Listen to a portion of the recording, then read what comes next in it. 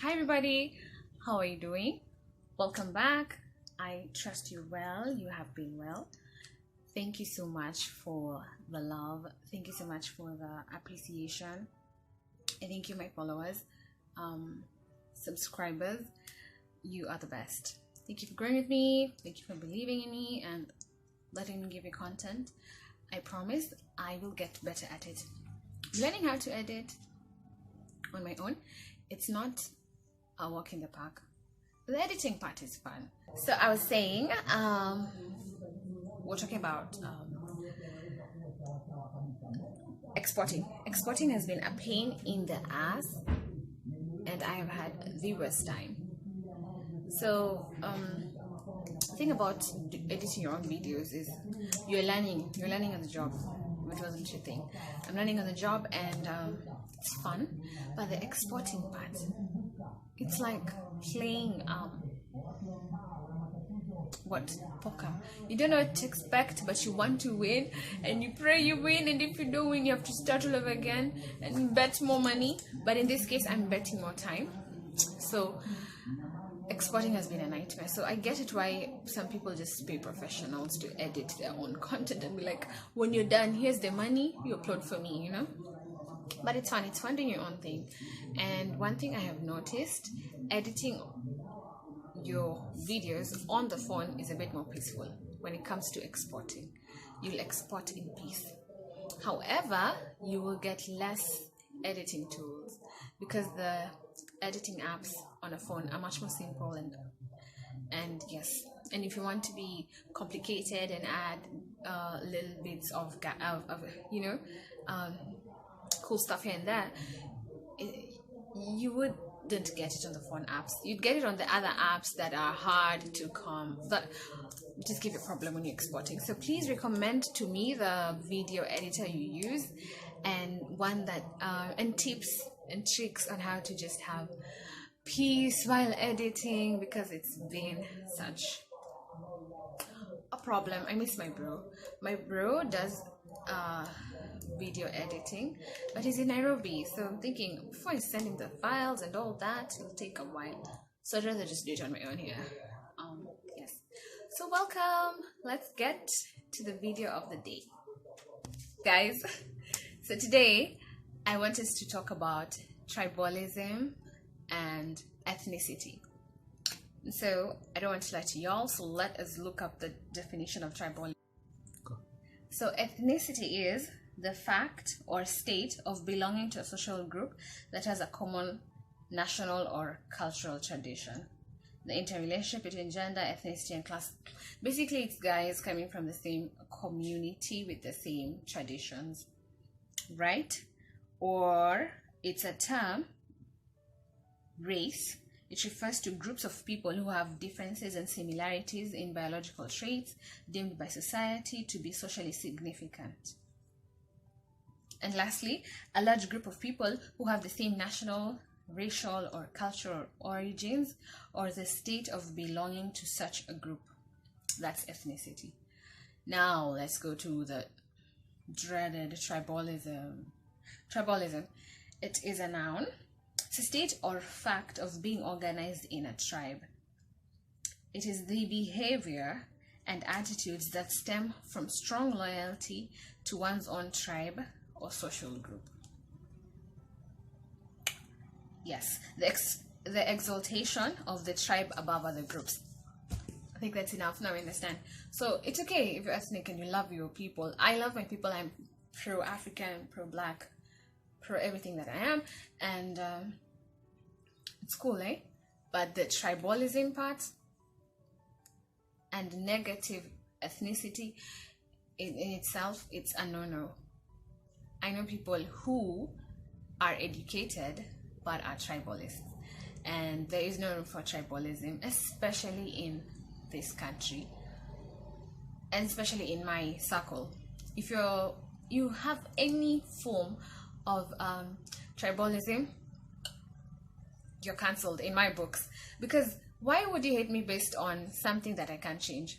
It's like hating me for how I look, hating me for my skin color, hating me for where I come from. These are things that I can't change, and if I can't change it, why are you hating me for it? So, tribalism. Why do we fear other tribes? I don't understand it, especially in a country where there are 42 plus tribes. What are we now, 44, I think? So why would you hate each other? And you yourselves are so many.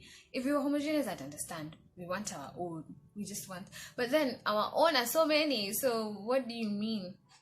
I fail to understand someone who has gone to school, has met people from other communities, and still is a tribalist. So, my case, I come from a long line of Marakwets. My mom's Marakwet, my dad's Marakwet, their parents are Marakwets. We are very Marakwet. That's what I can say. We are even almost related. That's how. And don't forget, Marakwet is a minority tribe of the Kalenjin. It's a subgroup of the Kalenjin tribe.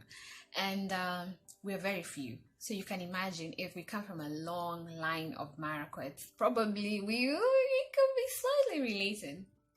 And so, yes, and I got married to or by a Choni. Chonis are Mijikenda. It's a sub-tribe of the Mijikenda tribe. So, yes, I did not get married to my tribe. I'm not a tribalist, and I am an open person. Not just when it comes to tribe, everything. I'm open, and I accept people for who they are. But that does not mean I agree with everything. But I'm open enough to accommodate you, which is what I think people should be in 2019. Just be open and accept people for who they are. As long as they're not violent and they're not affecting your life in any shape or form, who are you to judge them? Right? So let's talk about tribalism. So when I got married, some people were not happy with my choice of mate. For some reason, they were not happy with my choice of mate, and I wonder who helped them choose theirs. And for me, it was totally, I did not take them seriously at all. I thank God for my parents. My parents are liberal. They believe in, number one, is he Christian? Number two, does he love you? That's it. Does he respect you? That's it. Because the rest, you never really know, right? If I knew you before I married you, then wouldn't that be weird? We learn as we go. We know each other better as we go. As we grow, and we will never fully understand or know someone. You will spend the rest of your life trying to learn about them and growing with them and accommodating each other. So you can imagine if someone tells you, this person is from a tribe you don't even know anything about, and you're wondering, yeah, see, that's the point. That's the point. Like, we don't know each other and we're trying to know about each other and we're interested. That's why, like, this is my mate for life. I vow to stay with you for life. So when we got married, some people were not for it. In fact, some people literally said that, oh, we do not accept this tribe. You know, it is said that in this tribe, they are ritualists, or what do you call them, wachawi and stuff like that. First of all, we're Africans. Uchawi iko kila pahali. All 40 plus tribes have some form of uchawi, and in the world generally, outside Kenya, there is black magic, and it's there's good, there's evil. So what is that about? It's not like I got married to some guy, some atheist guy, or some person who is a pagan or something. A Christian. We got married in church, went through the whole shebang, counseling, whatnot, and the vows and all that. So you can imagine when you've done all that and someone is still complaining.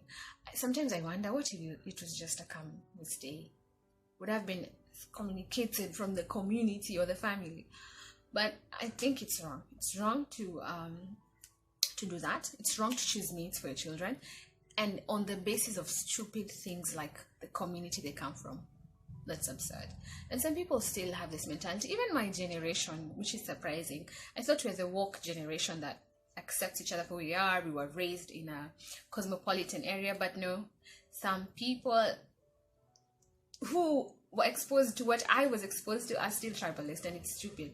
And they talk about these common stereotypes that are just lies. Let me tell you, if someone is evil, they will be evil, no matter where they come from, no matter their tribe, even if they're from your freaking clan. So don't try and perpetuate such notions, especially when it comes to choosing mates for your children. Who are you to choose for them? First of all, I understand that you support them, you probably pay for their wedding, that's fine, but please let them be. If that person is bad, it will come out in due time, and they will leave that person, most probably, and God will protect them. You need not worry about such things. And this whole story about parents saying, ukikuja nyumbani na so and so, I won't support you, and then let's say your child is not headstrong and listens to you and decides to follow you and gets married to someone from your tribe, and then what, they raise children from that tribe, and then they tell their kids not to marry outside the tribe. What are we bringing? What are we teaching the next generation? We're teaching them to hate each other, and God forbid we ever get to a point where we're fighting and blood is being shed because of stupid things like tribalism. So I believe we need to actually intermarry. Like, it's a need. There is a need to intermarry. Are you looking for a mate? How many tribes are we? 44? Make sure it's someone from the other 43, until it reaches a point where we have diluted so much, we don't know where you come from, but we know you're certainly Kenyan. And then we'll be safe from all this nonsense of political instability, especially during election times, and hating each other for stupid reasons, and nepotism and all that. So if you want to get married, honey, you go ahead and do what you want. You want to get married now? Never. To an old guy, to a younger guy, to someone who is not Kenyan, someone who is from that tribe your dad hates, you go ahead and do it, sister, because you live once. And the day you die, they won't be talking about, oh, by the way, alikuwa ameolewa na, for example, let me speak for myself, alikuwa ameolewa na mchoni. No one will say that. People will be like, well, we'll miss you and we love your children. So can you imagine living your life with other people? Don't do that. Such stupid things and conditions are what makes us be fed up. It's what makes pressure pile up and makes people go insane. Don't be part of that group. Be part of the happy group that does what they want, as long as what you want is within the limits of the law. Okay? Great. So fam, let me know what your story is, what's experience with someone from another ethnic community that probably was a bit tribalist, and what you've gone through. And also, if you have gone through any issues with regards to your parents choosing a mate for you, what did they do? Let us know, share your opinion, and I will get back. And also, like, comment, and subscribe. Thank you so much for the love and support you've shown me so far, and for the messages you keep sending, especially the issue regarding mental illness. So many of you have shared with me your stories, and I love that. Let's keep talking.